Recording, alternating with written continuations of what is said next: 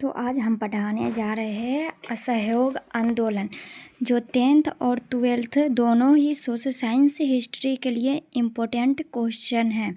तो आज हम जानेंगे असहयोग आंदोलन क्या है। असहयोग आंदोलन की शुरुआत 1920 ईस्वी में महात्मा गांधी के नेतृत्व में हुई। इसका मुख्य उद्देश्य अंग्रेजों के अन्यायपूर्ण शासन का विरोध करना था। मतलब कि अंग्रेज जो विरोध कर रहा था, जो मुख्य उद्देश्य पर रोक लगा रहा था, उसको विरोध करना था। लोगों से आह्वान किया गया कि वे अंग्रेजों के द्वारा चलाई जा रही संस्थाओं का बहिष्कार करें। वकीलों ने वकालत छोड़ी, विद्यार्थियों ने सरकारी विद्यालयों को त्याग किया, लोगों ने विदेशी वस्तुओं का बहिष्कार किया। यह आंदोलन पूरी तरह अहिंसात्मक था। मतलब कि जो वकील लोग थे वो अपनी वकालत छोड़ दी, विद्यार्थियों ने सरकारी विद्यालयों का त्याग किया, लोगों ने विदेशी वस्तुओं का बहिष्कार करके इस आंदोलन का नेतृत्व किया। तो इस असहयोग आंदोलन में हम ऑब्जेक्टिव के साथ साथ सब्जेक्टिव भी पढ़ेंगे।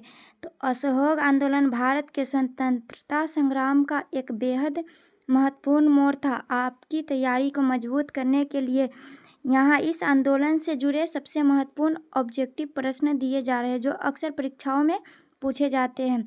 ये क्वेश्चन सबसे इम्पोर्टेंट क्वेश्चन है, जो 10th या 12th में असहयोग आंदोलन ये अवश्य ही पूछे जाते हैं। तो असहयोग आंदोलन महात्मा गांधी द्वारा किस वर्ष शुरू किया गया था? तो यह 1920 ईस्वी में शुरू किया गया था।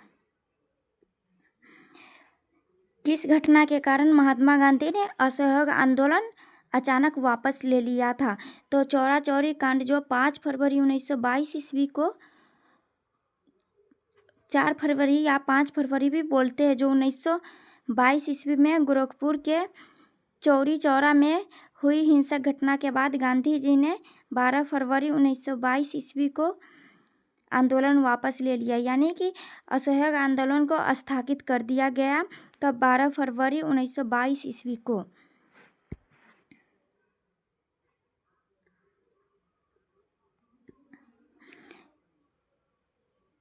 असहयोग आंदोलन के दौरान किसने अपनी वकालत कानूनी अभ्यास छोड़ी थी?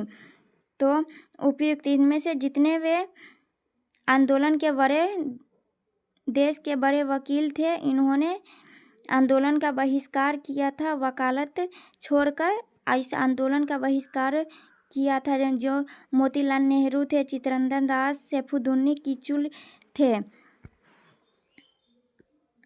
असहयोग आंदोलन का प्रस्ताव कांग्रेस के किस अधिवेशन में पारित किया गया था?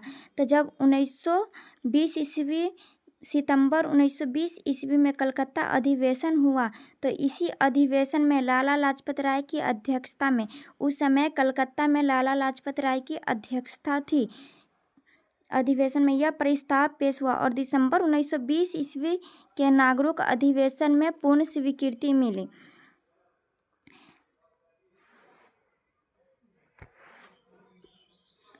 असहयोग आंदोलन शुरू होने के ठीक पहले 1 अगस्त 1920 को किस महान भारतीय नेता का निधन हो गया? तो बाल गंगाधर तिलक की मृत्यु हो जाती है। असहयोग आंदोलन की जब शुरुआत होने ही वाली रहती है, तो उसी समय बाल गंगाधर तिलक की मृत्यु हो जाती। उनकी याद में आंदोलन की एक फंड जुटाने हेतु तिलक स्वराज फंड की स्थापना की गई। असहयोग आंदोलन के दौरान ब्रिटिश सरकार द्वारा दी गई कौन सी उपाधि महात्मा गांधी ने लौटा दी थी? तो महात्मा गांधी ने केसर-ए-हिंद की उपाधि लौटा दी थी, जो ब्रिटिश सरकार द्वारा महात्मा गांधी को प्रथम विश्व युद्ध के दौरान ब्रिटिश सरकार ने की मदद के लिए मिली। इस उपाधि को विरोधी स्वरूप लौटा दिया गया। यानी जो महात्मा गांधी को प्रथम विश्व युद्ध के समय जो केसर-ए-हिंद की उपाधि प्राप्त हुई थी, उन्होंने असहयोग आंदोलन के दौरान उसे ब्रिटिश सरकार को वापस लौटा दिए। असहयोग आंदोलन होने का मुख्य कारण था कि इसका शुरुआत होने का मुख्य कारण था रॉलेट एक्ट, जो 1919 ईस्वी में आया था, जो जिसे काला कानून भी कहा जाता था। जालियांवाला बाग हत्याकांड हुआ था। 13 अप्रैल 1919 को खिलाफत आंदोलन हुआ था, जिसका मुख्य नारा था, यानी कि असहयोग आंदोलन का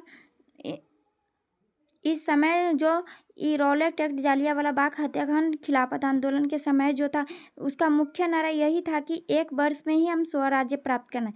1 वर्ष में स्वराज्य प्राप्त करने का मतलब हुआ ये हमको 1 वर्ष में ही अपना राज्य को प्राप्त करना है, अपना देश वापस लेना है।